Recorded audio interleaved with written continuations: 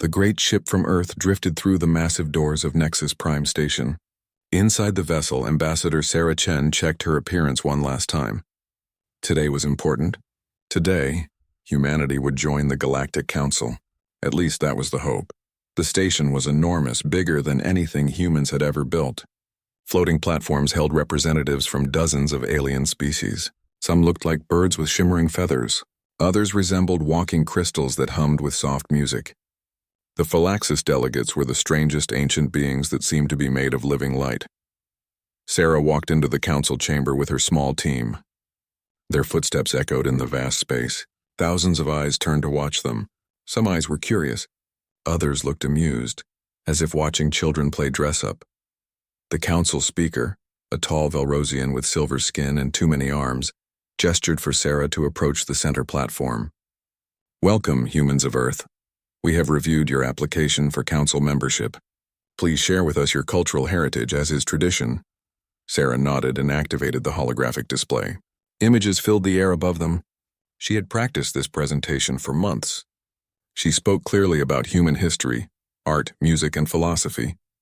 Then came the part she was most proud of: human mythology.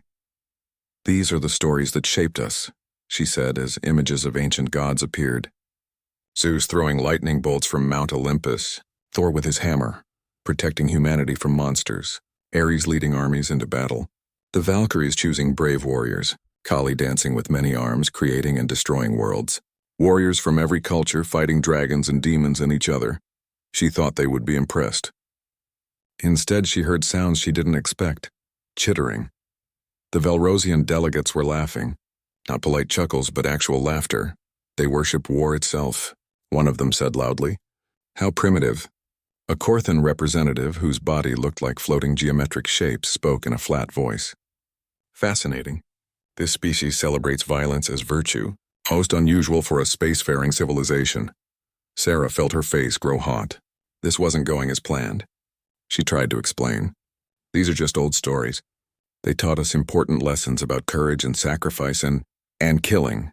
Another voice interrupted. "Your gods are warriors. Your heroes are soldiers. Your greatest stories are about battles and conquest." The Phalaxis elder, who had been silent until now, raised one glowing hand. The laughter stopped. "Let us not be cruel," she said softly. "Every species has a difficult past. Perhaps humans simply need more time to evolve beyond their violent nature." That was somehow worse than the laughter. Sarah felt like she was being patted on the head by a parent, telling a child they'd understand when they grew up. The council voted. Humanity was granted provisional membership but with restrictions. Earth could trade with other worlds. Human ships could travel through council space. But humanity was classified as a monitored primitive species. They couldn't vote on important matters. They couldn't serve on committees. They were members, but not really. The Velrosian speaker explained it with what he probably thought was kindness. "You see, humans still think about war. Your whole culture is built around conflict. Here in the council, we have known peace for 10,000 years. War is something we left behind long ago. We barely remember what it was like." "But your military," Sarah started to say. "Our peacekeepers are trained in conflict resolution and aid distribution. They help with disasters and scientific research. We have no weapons of war. We don't need them. Perhaps in a few thousand years, when humanity has matured, you will understand," Sarah wanted to argue. She wanted to tell them that humans had chosen peace too, that Earth had been unified for 50 years without a single war, that humanity had learned and grown, but she could see it in their eyes, or whatever they used to see. They had already decided what humans were. The meeting ended. Sarah and her team returned to their ship in silence. As they prepared to leave Nexus Prime, Sarah looked out at the beautiful station with all its peaceful species. She thought about the mighty Galactic Council that had brought peace to thousands of worlds, and she wondered what would happen if something came along that didn't want peace, something that didn't care about committees and meditation and diplomatic solutions. The galaxy had forgotten how to fight because nothing had threatened it in so long, but humans remembered. They remembered very well. The journey back to Earth took 3 weeks. Sarah spent most of it writing her report. When she finally transmitted it to the United Nations headquarters, she tried to be diplomatic. She described the Council's decision as a first step. She mentioned the trade opportunities and the chance to learn from older civilizations. But in her private notes, the ones only the Secretary General would read, she wrote something different. They think we're barbarians because we remember war. They laugh at our myths and call us primitive. They've given us a seat at the table but treat us like children who don't understand how the adult world works. They're so proud of their peace, but it's a peace that exists only because nothing has challenged it. They've been safe for so long they've forgotten that safety has to be protected. They've thrown away their swords and now they mock us for keeping ours. I hope for all our sakes that the galaxy stays peaceful, because if something dangerous ever comes, the Council won't be ready. They don't even remember how to be ready, but we do. Humanity remembers. On Earth, the military commanders read Sarah's report with quiet understanding. The human fleets remained on standby as they always had. The shipyards continued their work. The training exercises went on as scheduled. The galaxy had laughed at human myths. They had seen warriors and gods of battle and thought humans were primitive. They didn't understand that the myths were not celebrations. They were memories, warnings, lessons bought with blood and preserved in story so that future generations would never forget. Humanity hoped the peace would last forever. But unlike the rest of the galaxy, humanity was ready if it didn't. The warships waited in orbit, silent and patient, while their crews hoped they would never be needed. They wouldn't have to wait long. 5 years passed slowly for humanity. Sarah Chen was no longer an ambassador. She had retired after watching too many council meetings where human voices were ignored. Her replacement, Ambassador David Park, tried to remain optimistic. But optimism was hard when every day brought new reminders that humans were second-class citizens in the galaxy. In the markets of Nexus Prime, human traders were cheated regularly. The Velrosian merchants would sell goods at inflated prices, then laugh about it later. "What do humans know about fair trade?" they would say. "They're still learning basic economics." Human scientists had it worse. Dr. Maria Santos had submitted a paper on faster-than-light physics that could revolutionize space travel. The Council's Science Committee rejected it without even reading past the first page. The response letter was brief. "While we appreciate the enthusiasm of developing species, this matter requires expertise beyond your current level." Maria knew her math was correct. She had triple-checked everything. But it didn't matter. Her name was human, so her work was dismissed. David Park faced similar treatment in diplomatic circles. At a reception for new trade agreements, he tried to join a conversation about resource distribution. The Corthan delegate simply turned away mid-sentence as if David had become invisible. When David tried to speak anyway, another delegate said, "Please, this is a discussion for senior members. Perhaps there's a refreshment table you could visit." David was 60 years old. He had 3 doctorate degrees. He had negotiated peace treaties on Earth that saved millions of lives. But here he was treated like a child at an adult party. Back on Earth, people watched the news from the Council with growing frustration. Protesters gathered outside UN headquarters demanding that humanity leave the Council entirely. "Why do we beg for their respect?" they shouted. "We don't need them." But the government knew they did need the Council, or at least needed access to Council space. There were resources out there, knowledge and technology that could help humanity grow, so Earth swallowed its pride and stayed. Meanwhile, the galaxy continued its peaceful existence. The Pax Galactica, the great peace that had lasted 10,000 years, remained unbroken. The younger species in the Council had never seen conflict. Some civilizations didn't even have a word for war in their modern languages. It was an ancient concept, something their primitive ancestors had done before they became civilized. Disputes were settled through meditation and discussion. When the Velrosians and the Corthan Collective had a disagreement over mining rights, they formed a committee. The committee met for 6 months. They heard testimony from both sides. They consulted with philosophers and ethicists. Eventually, they reached a compromise that satisfied everyone. This was the Council way. This was how civilized beings behaved. Then the scrawl appeared. The first report came from a mining colony on the edge of Council space. The colonists sent a distress signal that cut off mid-transmission. When the peacekeepers arrived 3 days later, they found nothing. No buildings, no equipment, no bodies, just empty rock where a settlement of 50,000 people used to be. The Council investigated. They sent diplomatic vessels to scan the area. They found strange organic residue, unlike anything in their databases. The analysis took weeks. During that time, 2 more colonies went silent. The 4th attack was different. This time, a science vessel was close enough to see what happened. Their recordings showed ships that looked like they were grown rather than built. Massive organic things with hull that pulsed like skin. These ships descended on the colony and released smaller creatures, each the size of a car, that consumed everything in their path. Buildings, equipment, people. The science vessel tried to communicate. They broadcast friendship messages in every known language. The response was a swarm of smaller organisms that latched onto their hull and started eating through it. The ship barely escaped. The galaxy had met the Skrull swarm, and the Skrull were not interested in talking. The council convened emergency sessions. Committees were formed. Experts gave presentations on first contact protocols. Philosophers debated the ethics of self-defense. Linguists tried to develop communication methods for a hive mind species. While they talked, the Skrull kept attacking. More colonies disappeared. The death toll climbed into the millions. Peaceful species learned new words they hadn't needed in millennia. Invasion, casualty, threat. The peacekeepers were sent to protect the colonies. Their ships were beautiful, designed for exploration and rescue operations. They had medical bays and science laboratories. Some even had gardens. What they didn't have were weapons strong enough to hurt the Skrull. 3 peacekeeper vessels engaged a Skrull hive ship. The battle lasted 11 minutes. All 3 council ships were destroyed. The Skrull lost nothing.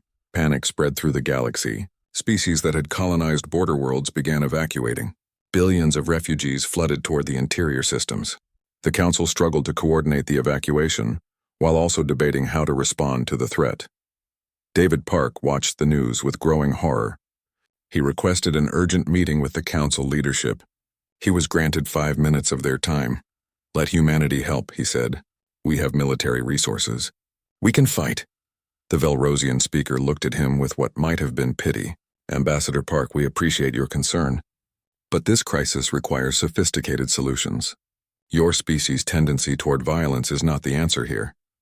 But people are dying, which is why we cannot afford to make mistakes. We are developing a comprehensive response strategy. Our best minds are working on ways to communicate with the Skrull, to understand what they want, to find peaceful solutions." "What if they don't want peace?" David asked. The room went silent. Several delegates made sounds of discomfort. The Korthan representative spoke up. "All intelligent life seeks harmony. The Skrull simply don't understand us yet. We must be patient." David was dismissed. That evening, he sent an urgent message to Earth. "They're not taking this seriously. They think they can negotiate with a force of nature. They're going to get everyone killed." Earth's response was immediate. "Ask them what they need from us. If they ask for military aid, we're ready." David brought the offer to the council the next day. He tried to explain that humanity had warships, trained soldiers, weapons designed specifically for combat. The council listened politely and sent him a formal reply 3 days later. "Your concern is noted, but this crisis requires solutions beyond your species' current developmental stage. Please remain within your designated sectors for your own safety. The council will handle this matter." David read the message twice. Then he forwarded it to Earth with 2 words added. They refused. Back on Earth, Fleet Admiral Rodriguez read the message to her command staff. The room was quiet. Finally, her second-in-command spoke up. "They're going to lose. They don't understand what they're facing." Rodriguez nodded slowly. "No, they don't. They think the Skrull can be reasoned with. They think peace is the natural state of the universe and that everything can be solved with enough talking and understanding." "What do we do, Admiral?" Rodriguez looked out the window at the ships in orbit. Beautiful, deadly things that humanity had built and maintained and hoped never to use. She thought about the council delegates who had laughed at human myths, the ones who thought humanity was primitive for remembering war. "We wait," she said quietly. "We keep our ships ready and our crews trained. And when the council finally realizes that some threats can't be negotiated with, we'll be there. And if they don't ask for help before it's too late." Rodriguez was quiet for a long moment. Then she smiled grimly. "Then we help anyway, because that's what humans do." In the darkness of space, the Skrull swarm continued its expansion. Colony after colony fell silent. The death toll climbed, and the council kept talking, kept forming committees, kept believing that civilization meant never raising a hand in violence, no matter the cost. They were about to learn a hard lesson, one that humanity had learned long ago and written into every myth and legend they told. Sometimes the only thing that stops a monster is someone willing to fight it. 6 months into the Skrull invasion, the Galactic Council finally stopped pretending everything was under control. 37 worlds had gone silent. The most recent estimates put the death toll at over 2 billion. The number kept rising. The council chamber, usually filled with calm discussion and philosophical debate, now echoed with desperate voices. The Velrosian delegates no longer chittered with amusement. The Korthan collective's usual logical analysis had devolved into probability calculations that all showed the same result: extinction. The peacekeepers had tried everything. They attempted 14 different communication protocols.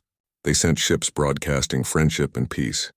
They even tried simply retreating, hoping the Skrull would stop if given space. Nothing worked. The swarm consumed everything in its path and kept moving inward, toward the more populated core worlds. When peacekeepers engaged the Skrull, they died. Every single time. Their ships weren't built for combat. They had some defensive shields and a few mining lasers that could be repurposed as weapons. Against the Skrull's organic warships that could regenerate damage and adapt to any attack, these tools were useless. The Council had lost 43 vessels. More than 3,000 peacekeepers were dead. For civilizations that hadn't experienced violent death in millennia, it was traumatic beyond words. In a closed session, restricted to only the most senior council members, the Phalaxis elder finally said what everyone was thinking but no one wanted to admit. "We are losing," she stated simply. Her light body flickered with sadness. "Our projections show the swarm reaching the core worlds within a year. We have no defense that works. They adapt faster than we can develop new strategies." The Velrosian speaker's many arms trembled. There must be something. More peacekeepers? Better shields? Different communication approaches? No. The Korthan representative's geometric form pulsed red with distress. "I have run every simulation, every scenario. We do not have the capability to stop this threat. We never developed it because we never needed it." Silence filled the chamber. These were the oldest, wisest beings in the galaxy, and they had no answer. The Phalaxis elder spoke again carefully. "I have been studying something. The humans. Their mythology and history. I think we misunderstood them." Several delegates made sounds of confusion. "The primitives? What could they offer?" "That's exactly it," the elder said. "We called them primitive because they remember war. They tell stories about battles and warriors and gods of destruction. We laughed because we thought they celebrated violence. But what if we were wrong? What if those stories weren't celebrations?" She paused, letting her words sink in. "What if they were warnings, lessons? What if humanity has faced darkness we cannot imagine and survived by becoming something we chose never to be?" The Velrosian speaker shook his head. "You're suggesting we ask the humans for military help? They're barely capable of space travel. Their ships are tiny. Their weapons are primitive by our standards. Are they?" the elder asked quietly. "Have we actually looked at their military capabilities? Or did we assume they were weak because we wanted them to be weak?" That question haunted the council. They had never actually studied human military technology. They had seen Earth's diplomatic vessels and trade ships and assumed that was everything humanity had. After all, why would a species need more? The decision took another 2 weeks of debate. Finally, desperate and out of options, the council sent an official request to Earth's government. It was carefully worded to avoid sounding too desperate, but the message was clear. What military assets could your species contribute to the current crisis? Earth's response arrived within 6 hours. It was a single compressed file, an inventory. Ambassador David Park was present when the council reviewed the file. He watched their faces, or whatever equivalent they had, as they read through humanity's military assets. The Velrosian speaker read aloud, his voice confused. 847 warships in active service, 3,200 in reserve fleets. Weapon systems including railguns, antimatter torpedoes, kinetic bombardment platforms, fusion missiles, EMP pulse cannons, plasma lances. He looked up at David. "What are these things? These don't sound like peacekeeping vessels." David kept his expression neutral.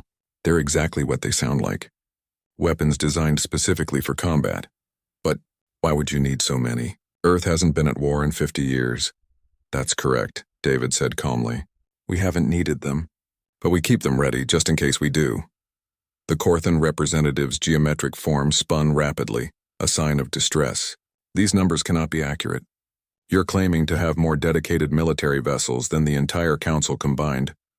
That's because the Council doesn't have dedicated military vessels, David pointed out. You have peacekeepers. We have warships. There's a difference. The Elder studied the inventory more carefully. These weapons, antimatter torpedoes, fusion missiles, these could destroy entire cities. Yes, David agreed simply. This is barbaric, uncivilized. You maintain instruments of mass destruction during peacetime. David felt his patience finally snap. You want to talk about barbaric? The Skrull have killed 2 billion people while you've been debating communication protocols.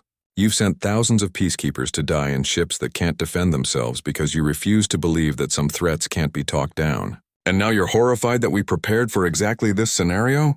The room went silent. David continued, his voice hard. You laughed at our myths. You called us primitive for remembering war. You treated us like children who didn't understand the civilized way of doing things. But we understood something you forgot. Peace doesn't protect itself. Someone has to be willing to fight for it. The Velrosian speaker's skin flushed purple. We don't know if these weapons even work.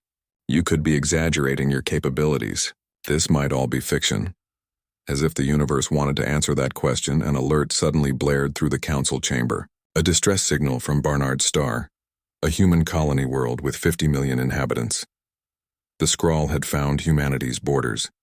David felt his blood run cold. Barnard's star was one of Earth's oldest colonies. His sister lived there with her family. He pulled up the tactical display and his heart sank. 3 Skrull hive ships were entering the system. Every other colony attacked by that size force had been completely destroyed within hours. The council members watched the display with grim understanding. They had seen this before. They knew what came next. The Velrosian speaker actually looked sad. I am sorry, Ambassador Park. We should evacuate what civilians we can. David's hands were shaking as he pulled up his personal comm and sent an emergency message to Earth's military command. But before he could finish typing, new signals appeared on the display. Ships dropping out of faster-than-light travel near Barnard's star. Human ships. Lots of them. The council members stared at the display in confusion. What are those? Someone asked. David felt relief flood through him. He recognized the signatures. That, he said quietly, is humanity's third fleet. 32 warships, including our carrier group Alpha. They were on patrol in the sector. But the Skrull have 3 hive ships.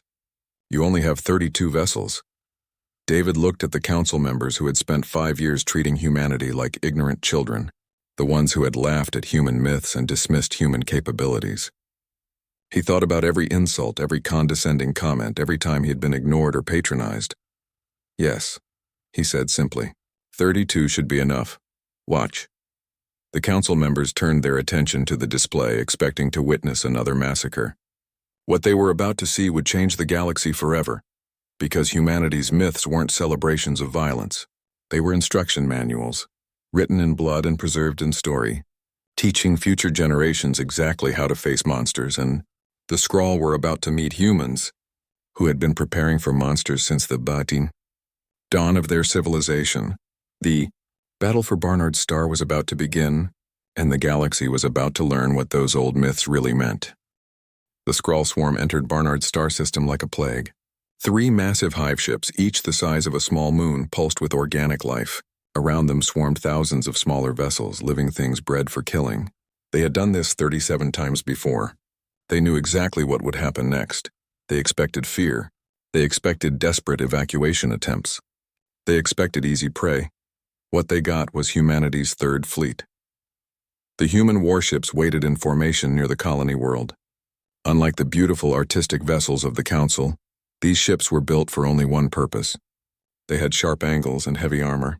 Weapon ports covered every surface. Even their names were different. UNSS Ares, UNSS Ragnarok, UNSS Thunderbolt, UNSS Vendetta. These were not exploration vessels. These were instruments of war. In the council chamber, every delegate stood frozen, watching the tactical display. They had never seen anything like this. The human ships didn't retreat. They didn't try to communicate. The moment the Skrull crossed into weapons range, humanity opened fire. The first volley came from the railguns. Magnetic accelerators launched solid metal slugs at a significant fraction of light speed. The physics were simple but devastating. When something that heavy moving that fast hits something else, the result is explosive. Dozens of smaller Skrull vessels simply ceased to exist, torn apart by the impacts. The council delegates gasped. They had never seen weapons like this. Their peacekeepers used energy beams that could be absorbed or deflected. But you can't dodge or absorb a piece of metal traveling at 30,000 kilometers per second. The Skrull adapted quickly, as they always did.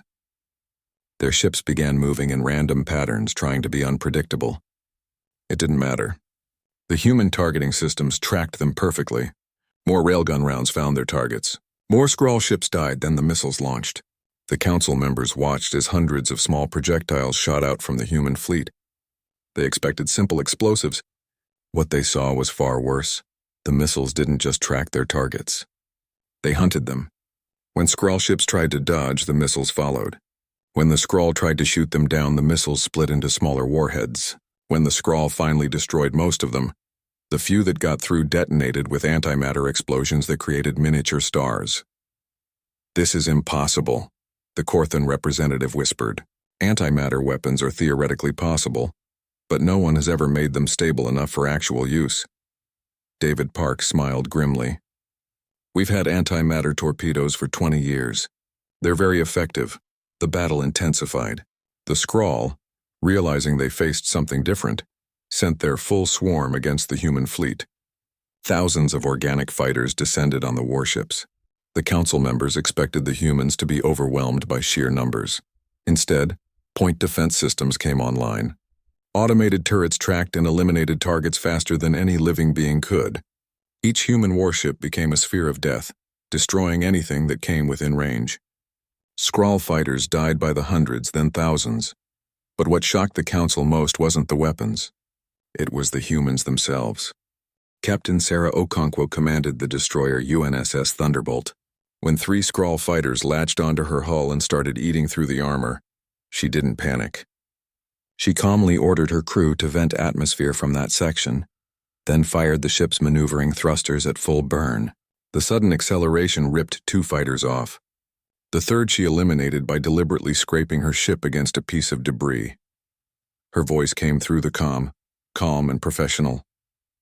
"Damage to sections 7 and 8. Engineering, get me a patch. Weapons, I want firing solutions on that hive ship." "We're not done yet."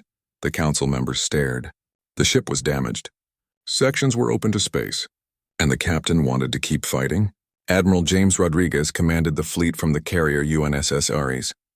He watched the tactical display with cold calculation. The Skrull were adapting, learning human attack patterns, so he changed patterns every 30 seconds.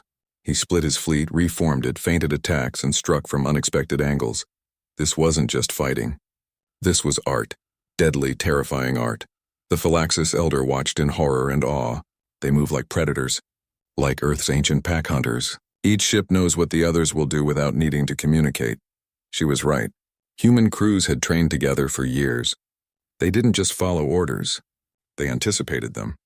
When Admiral Rodriguez gave a command, his captains were already executing it because they understood his thinking. Then the UNSS Ares revealed its main weapon. The council members had wondered what the massive cannon running the length of the ship was for. They found out. The antimatter lance fired a sustained beam of focused energy and matter-antimatter annihilation. It struck the lead hive ship directly in its core. For 3 seconds, the beam poured unimaginable energy into the organic vessel. The hive ship didn't just explode. It underwent a catastrophic antimatter reaction that created a temporary miniature star. The light was so bright that the colony on Barnard's Star could see it during the day. When the light faded, there was nothing left but expanding plasma and debris. The remaining 2 hive ships tried to retreat. The human fleet pursued, not with anger or hatred, but with cold efficiency. They hunted like humans had hunted prey on ancient Earth, with patience, intelligence, and absolute determination. One hive ship was crippled by a sustained railgun barrage that punched thousands of holes through its hull. It drifted helpless as fusion missiles finished the job. The explosions were almost beautiful if you could forget what they meant. The last hive ship made a desperate run for the edge of the system. It almost escaped. Then the UNSS Ragnarok, a destroyer that had taken heavy damage earlier, plotted an intercept course. Captain Emma Chen watched her ship's status reports with cold clarity. Hull breaches in 15 sections, main power at 40%, life support failing. Her crew was already evacuating to escape pods. But the hive ship would escape if someone didn't stop it. She made a decision that every human in the fleet understood instinctively. She ordered the final crew members to evacuate. Then she locked herself on the bridge and set a collision course. "Admiral," she transmitted calmly, "this is Ragnarok. I'm going to need you to mark me KIA. Tell my family I love them." "Captain Chen, you don't have to," Admiral Rodriguez started. "Yes, sir, I do." Ragnarok out. The destroyer accelerated to full speed, its damaged engines screaming. The Skrull hive ship tried to evade, but it was too slow, too damaged. The UNSS Ragnarok struck it directly amidships at full velocity. Captain Chen waited until the last second, then detonated the ship's fusion reactor manually. The explosion could be seen from Earth 7 light-years away. The council chamber was silent. The battle had lasted 47 minutes. All 3 hive ships were destroyed. Thousands of Skrull fighters eliminated. The colony on Barnard's star was safe. The human Third Fleet had lost 1 destroyer and taken moderate damage to 3 other vessels. Total human casualties: 87 dead, including Captain Chen, 214 wounded. By council standards, where the loss of a single ship was a tragedy, this was inconceivable. By human standards, it was an acceptable exchange ratio. Admiral Rodriguez's voice came through the comm channel, broadcast to the entire fleet, and picked up by the Council's monitoring systems. "All ships report status. Repair teams prioritize life support and engines. We'll hold position here until reinforcements arrive." The Velrosian speaker found his voice. "Reinforcements? You just fought 3 hive ships. Surely you need to return to Earth for repairs and rest?" David Park shook his head. "Admiral Rodriguez isn't retreating. He's holding position to defend the colony in case more Skrull show up. But his ships are damaged. Some of them, not all. And damaged human warships are still more effective than anything else you've seen." Before the Council could respond, a new message came through from Earth's High Command. It was addressed to the Galactic Council and broadcast on open channels so everyone could hear. "This is Fleet Admiral Sarah Hassan, Earth Defense Force. We have reviewed the current situation. Effective immediately. We are deploying additional forces to engage the Skrull threat. 30 fleets are being dispatched to form a defensive perimeter. Total deployment 947 warships." The message continued. "These vessels have been maintained in ready status for exactly this type of scenario.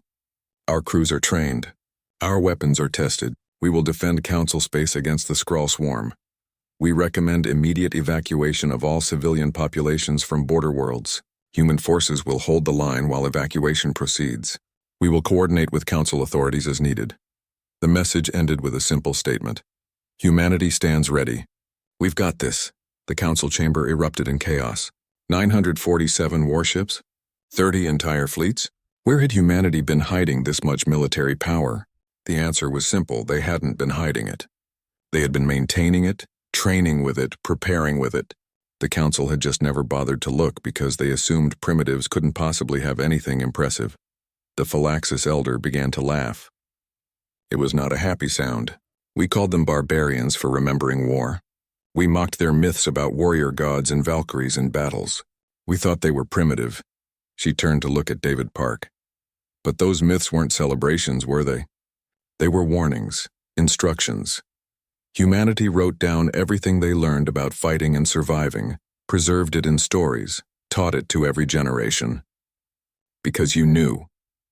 You knew that peace is only possible when someone is willing to fight for it." David nodded slowly. "We hoped we'd never need to remember those lessons. We chose peace because we understood war too well, but we never forgot how to fight.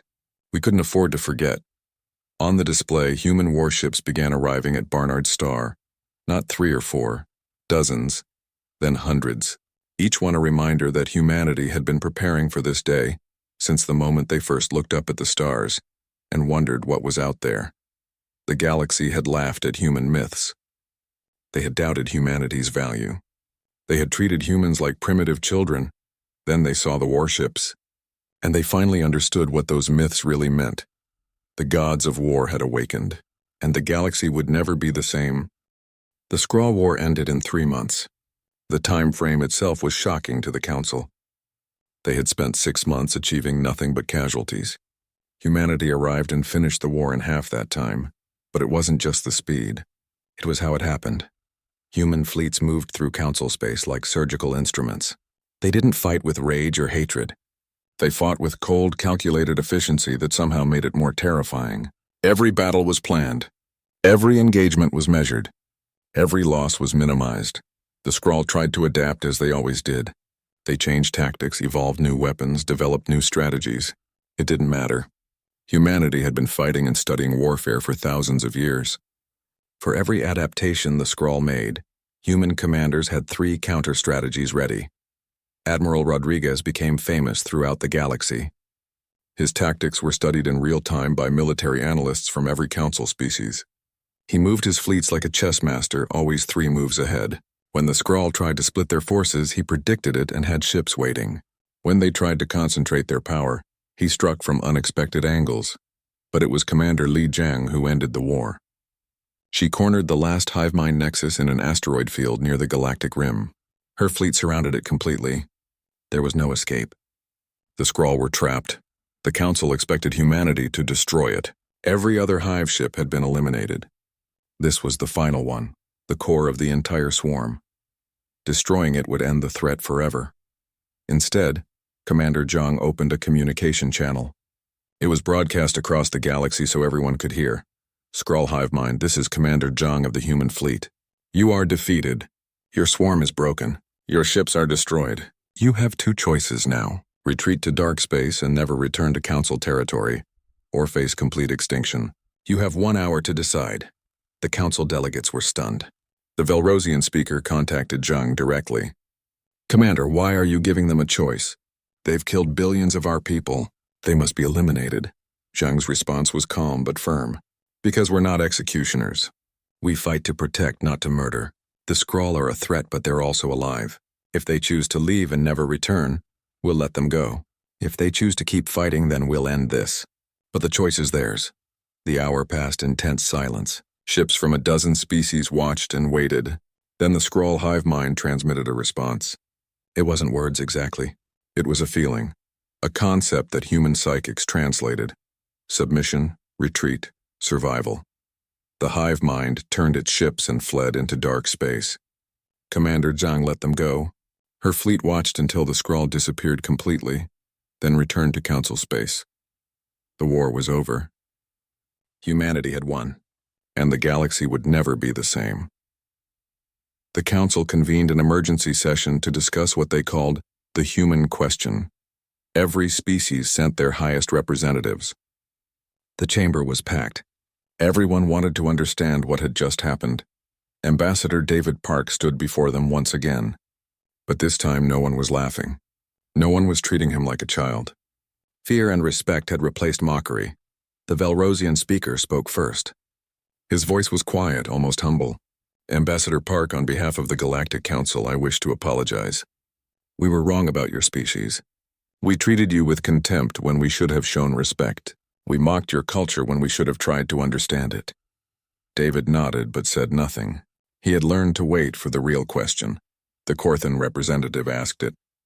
We wish to offer humanity full council membership with all privileges and authority.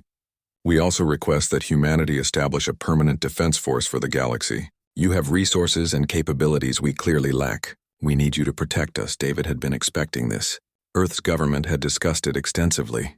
He took a breath and delivered the response that had been carefully prepared. We accept membership as equals, not as your protectors or your weapons. We'll help defend the galaxy, yes, but on one condition. The Council waited nervously. They feared humanity might ask for control, for power, for dominance. What David said instead surprised them. You have to learn to defend yourselves. We'll train your people. We'll share our tactics and strategies. We'll help you build real military forces. Because if humanity is the only species that can fight, then this isn't a council anymore. It's humanity protecting children, and we refuse to be your parents. The chamber erupted in discussion. Many delegates were uncomfortable. They had lived in peace for so long. Learning to fight seemed wrong, barbaric, uncivilized. The Phylaxis elder rose, and her light body shone so brightly that everyone fell silent. The human is correct. We were not peaceful by choice. We were peaceful by ignorance.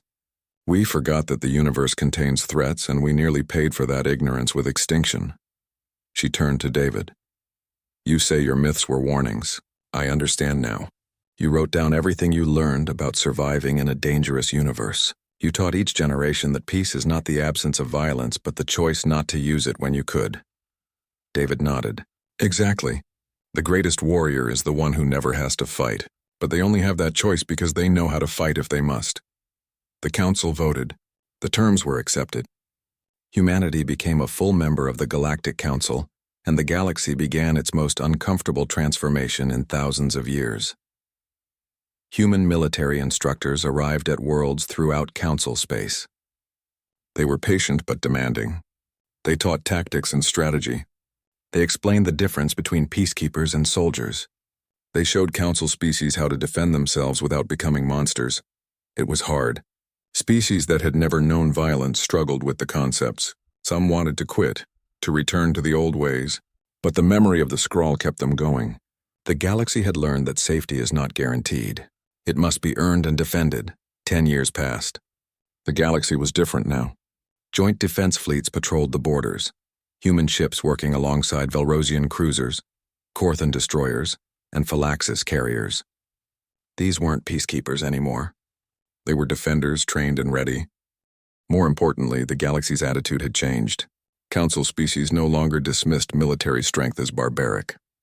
They understood it as necessary, but they also learned humanity's most important lesson.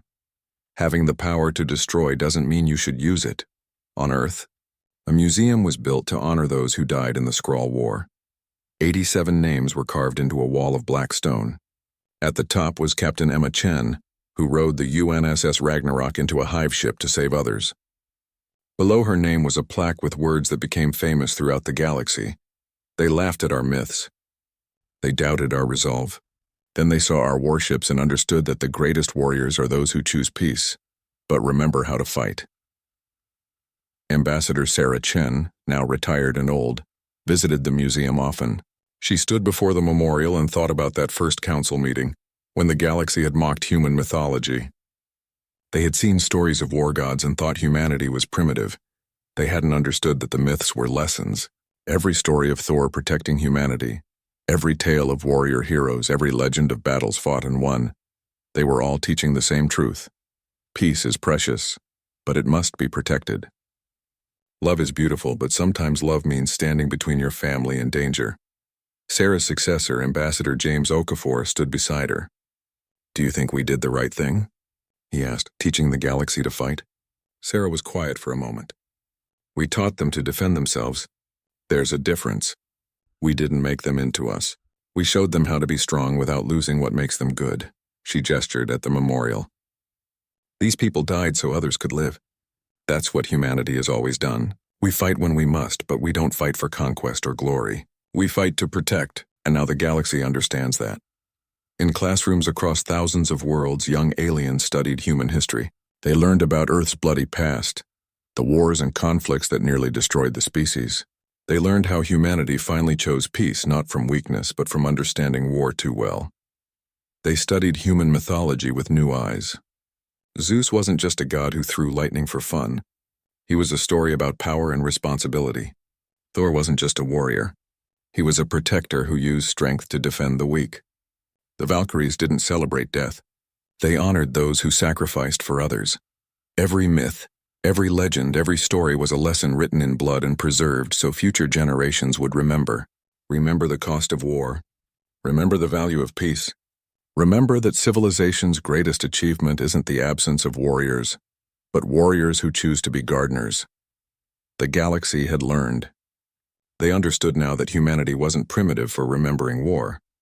They were wise, because only by understanding violence could they truly appreciate peace. On the galactic frontier, a new monitoring station detected something. Unknown vessels approaching from dark space. The young Velrosian officer on duty didn't panic. She followed her training, the protocols taught by human instructors. She sounded the alert, scrambled the defense fleet, and prepared for possible hostilities. The unknown vessels turned out to be peaceful explorers, but the officer remained alert until their identity was confirmed. Because she had learned humanity's greatest lesson, hope for peace but prepare for war. The galaxy was safer now, not because threats had disappeared, but because the galaxy was ready to face them. Every species contributed to the defense fleets. Every world had trained peacekeepers who were also defenders. The Pax Galactica continued, but now it was a peace with teeth. And humanity, they remained what they had always been. Warriors who chose to be gardeners. Protectors who hoped their weapons would never be needed. Teachers who shared their hard-won wisdom freely. The galaxy had laughed at human myths and doubted humanity's worth. They had mocked stories of war gods and warrior heroes.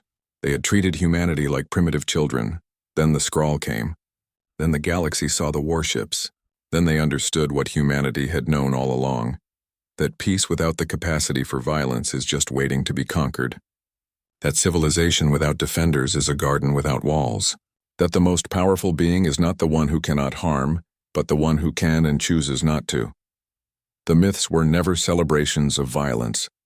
They were warnings carefully preserved across millennia, teaching a simple truth. The price of peace is eternal vigilance, and the guardians of civilization must be those who understand war well enough never to want it. Humanity had paid that price long ago. Now they helped the galaxy understand it, and together they built something better than the old peace. They built a peace worth defending, protected by those who knew exactly what they were protecting and why. The warships remained on standby, maintained and ready. Their crews hoped they would never be needed, but if they were needed, they would be ready, because that's what the myths had always taught. That's what humanity had always known. That's what the galaxy finally understood. Peace is not the absence of war. It's the choice not to fight when you could. And that choice is only meaningful when made by those who know exactly what fighting costs. The galaxy laughed at human myths. Then the galaxy doubted humanity. Then they saw the warships, and finally they learned to be grateful.